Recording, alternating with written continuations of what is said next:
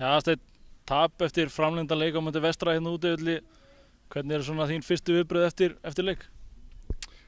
Mín fyrstu viðbrögð er náttúrulega þau að þau náttúrulega hundfúlir að ekki unni leikinn. Við höfðum alveg tækifæri til þess og þeir höfðu svo sem líka sín tækifæri, en mér fannst okkar sénsar vera svona eftir flottan fótbolta og við hefðum alveg átt skilið að vinna þennan leik, en svona fótbolti, þeir voru líka sterkir.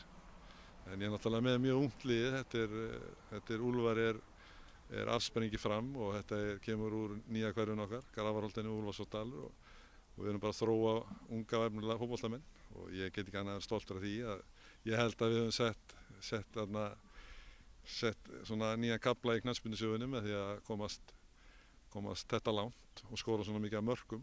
Skorum 13 mörk í þessu móti og búin að fá okkur 4. Gera aðri betur, segja hann bara. Nákvæmlega, komið hérna bara óhræddir og bara eigið í standið alveg í Vestramönnum og náttúrulega fyrir þennan leik kláruðu Víkings Ólafsvík. Er ekki bara, veitir það ekki svona tímabilinu lit og svona ákveðin gulrót að taka þátt í svona bikarkeppnum og tala nú ekki að reyna að skapa einhverja svona öskubísku sögu og komast langt?